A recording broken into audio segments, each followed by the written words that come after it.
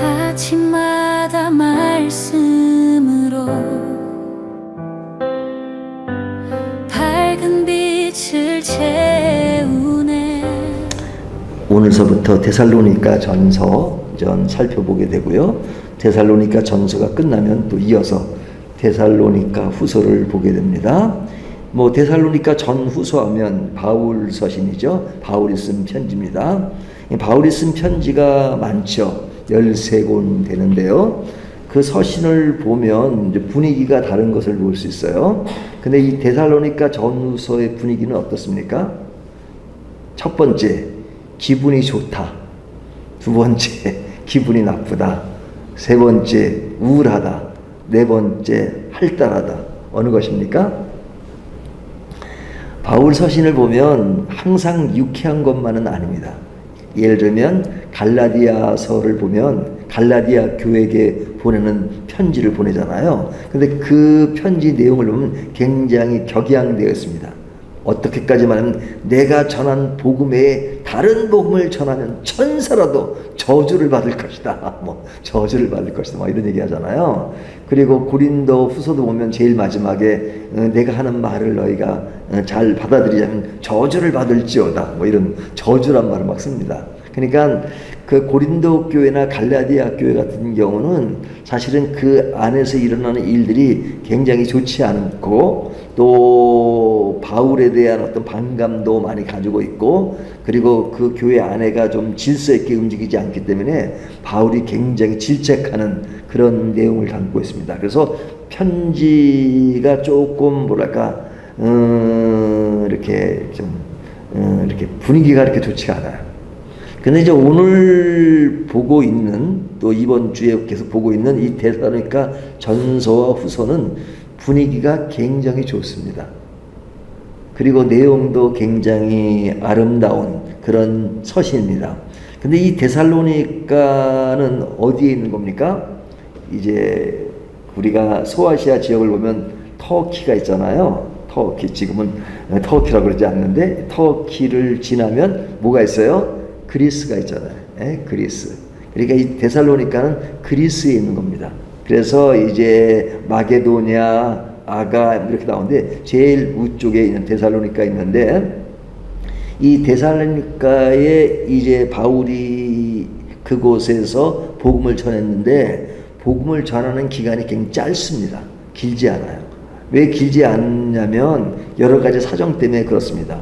굉장히 박해가 심했고 그래서 바울이 오래 있을 수가 없습니다. 안으로는 유대인들이 바울을 핍박하고 또 외부적으로는 바깥의 어떤 교회를 핍박하는 그런 것이 있었기 때문에 바울이 데살로니가에 오래 있지 못하고 한 3주 정도, 물론 다른 견해는 좀 더 있었다 이렇게 말하기도 하는데 이 3주 정도 있다가 이렇게 그 밑에 있는 아가야로 내려갔거든요.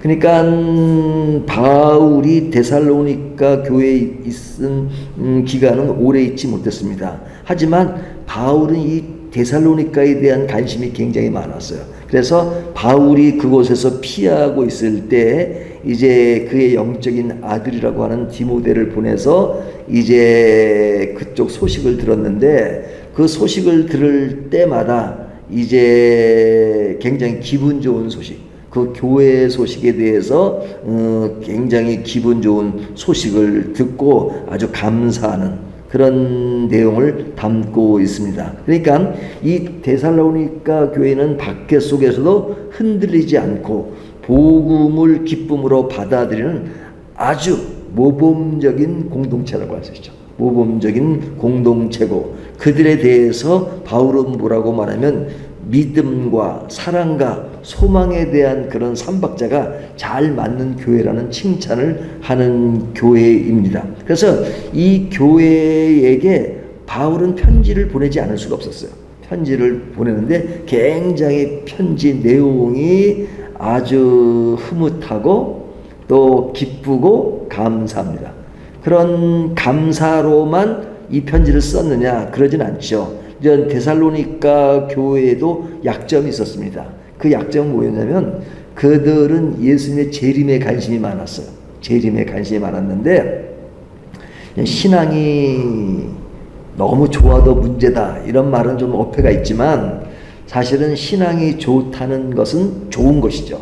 하지만 신앙이라고 하는 것이 이렇게 균형을 잃어버리고 그냥 어떤 그 좋은 의미에서 신앙은 굉장히 포괄적인 것인데 나쁜 의미에서 신앙에만 도취됐다 그러면 이제 부정적으로 얘기하는 것은 뭐냐면 삶의 영역을 어떤 뭐 예를 들면 교회 안에서만 국한되어 있다든지 어떤 자기가 신앙사는 그 안에 국한되어 있는 것은 사실은 이렇게 너무 신앙에만 도취됐다 이렇게 표현하기도 하죠.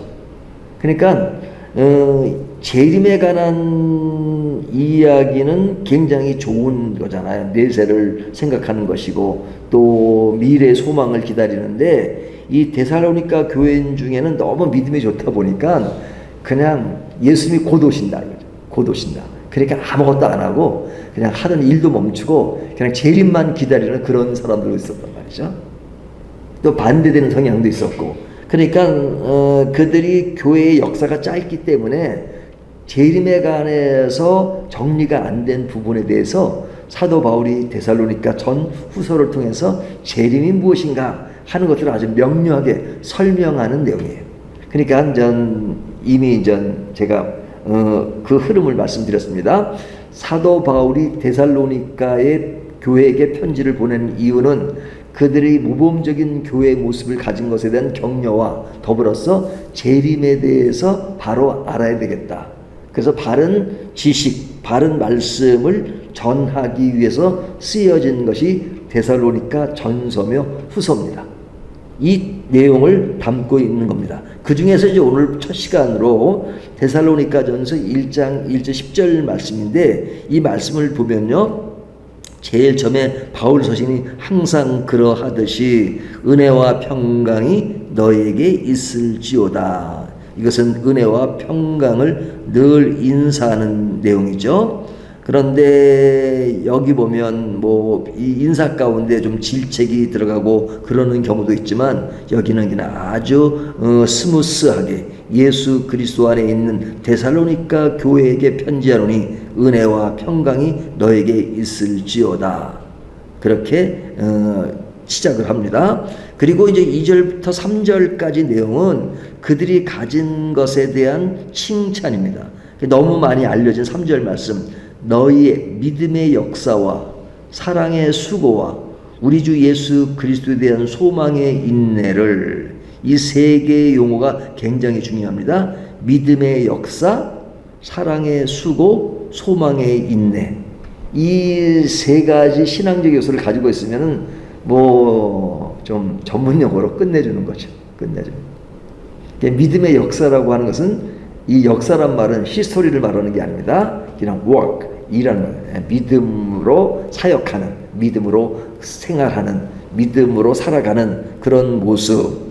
그리고 사랑의 수고가 있고, 사랑을 말로만 하는 사랑이 아니라 실천하는 사랑이 있고, 그리고 소망의 인내. 그러니까 지금은 핍박을 받아도 소망에 대한 기대 때문에 지금의 어려움을 인내하는 그런 모습을 가진 교회가 데살로니가 교회라는 거죠.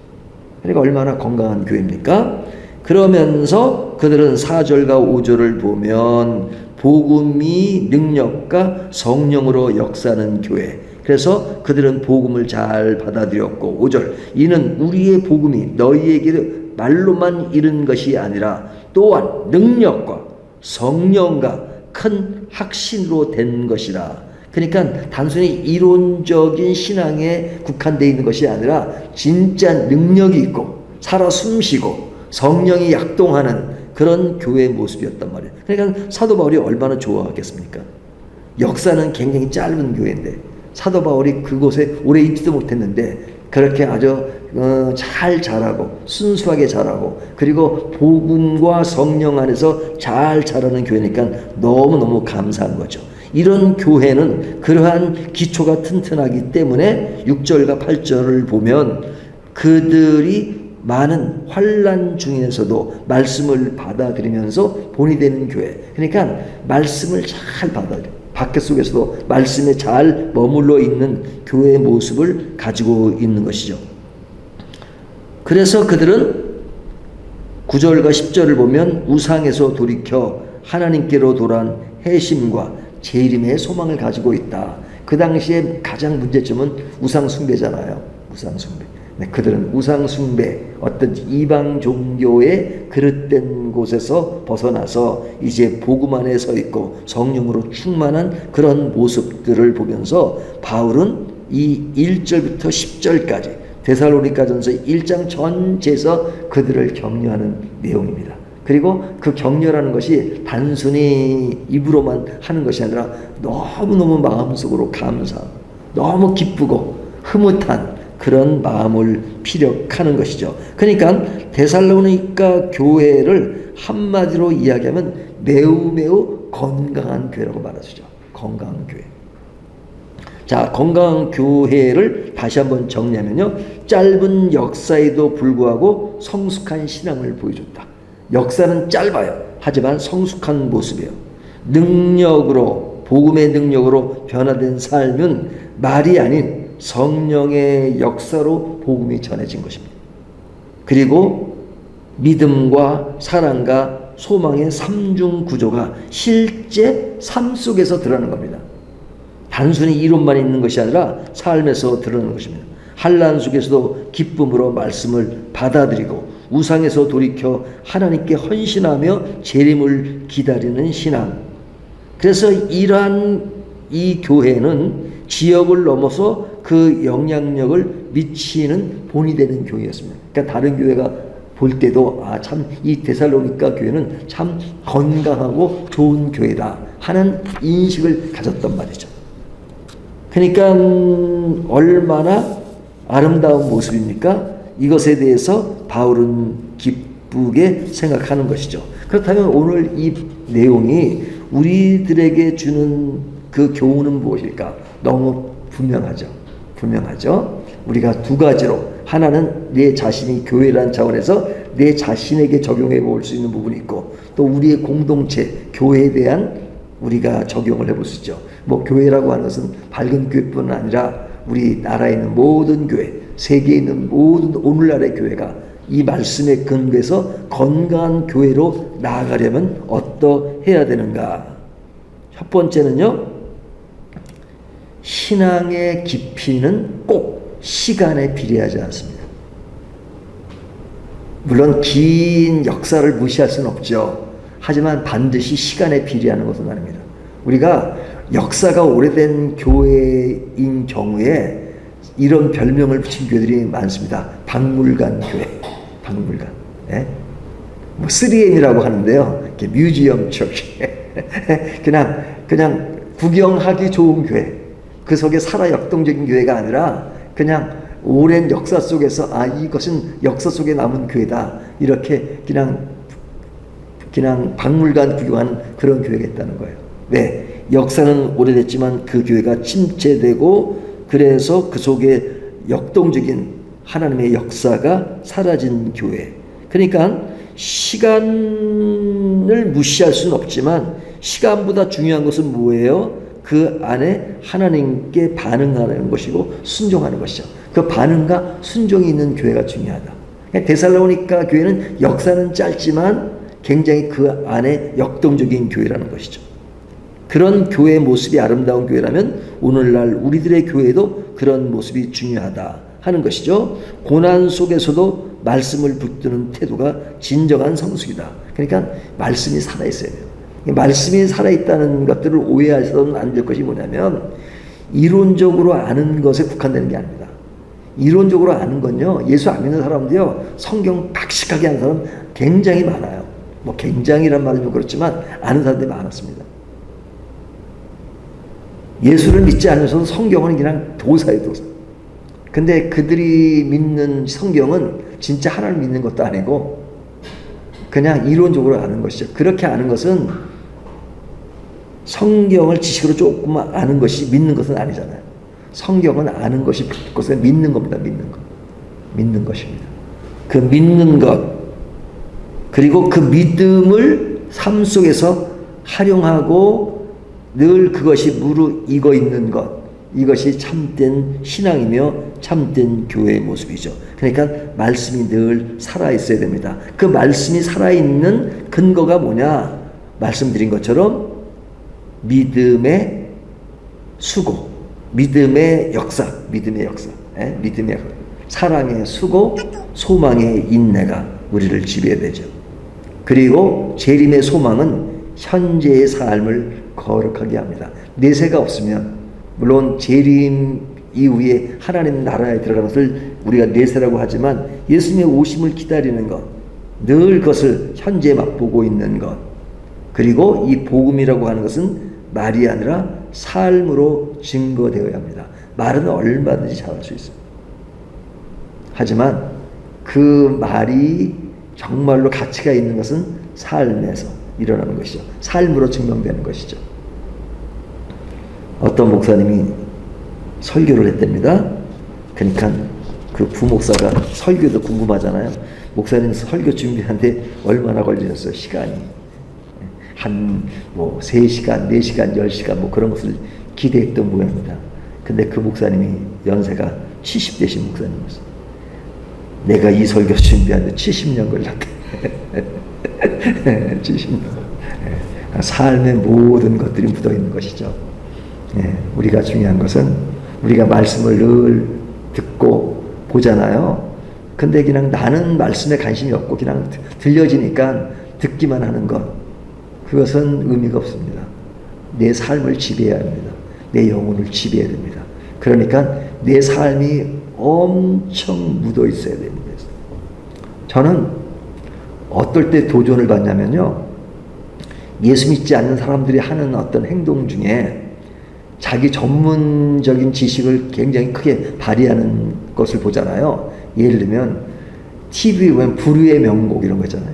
불후의 명곡인가요? 저기 가수들이 나와서 노래 부르는 거잖아요. 그 노래 부르는 시간은 3분, 5분 이내잖아요. 근데 그 가수를 보면요, 야, 저 한 곡의 노래를 부르기 위해서 얼마나 많이 준비하고 얼마나 많이 애를 쓰는가 보이잖아요. 남의 노래를 자기 노래처럼 소화해서. 근데 제가 그 내막을 봤더니 제가 아는 작곡자가 있는데 그 불후의 명곡을 부르기 위해서 어떤 A라는 사람이 불렀는데 자기가 부른다 그러면 그것을 편곡해 달라고 온대요. 그럼 편곡 한 번 해준데 보통 한 150만 원, 200만 원을 받는데요. 그리고 편곡을 하면서 연습을 엄청 하고, 그 5분을 하기 위해서 연습도 엄청 하고 그 노래 해석하는 거에 대해서도 엄청 관심을 가지고 5분의 노래를 위해서 그렇게 열정인데 우리가 하나님의 말씀을 보는데 대충 해서 되겠는가 하는 그런 도전을 받을 때가 있거든요. 그런데 그것이 주일 설교가 되든 새벽기도 설교가 되든 항상 진지하고, 진지하는 것은 단순 이론에 불과한 것이 아니라 우리의 삶을, 영혼을 지배하는 그런 말씀이 되겠다. 그것은 꼭 설교를 하는 자만이 아니라 우리 모두가 항상 말씀을 볼 때마다 오늘 하나님이 나에게 무엇이라고 말씀하시는가, 이 말씀 속에 하나님은 누구시고 나는 누구인가 하는 것들을 발견하는 것이 매우 매우 중요하다 하는 생각을 하게 됩니다. 오늘 이 말씀을 가지고 정말로 성숙한 내 자신의 DNA는 무엇이고 성숙한 교회의 DNA는 무엇인가 하는 생각을 하시면서 오늘도 말씀에 무르익고 늘 진정한 가치의 신앙을 가지는 저와 여러분이 되시기를 주님의 이름으로 축원합니다.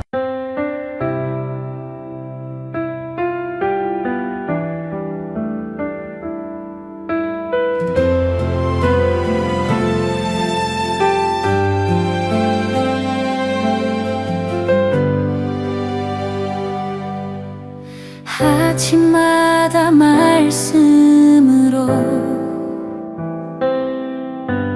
밝은 빛을 채우네. 기도 속에 주님 계시고 숨결마다 찬양 되네. 밝은 교회 그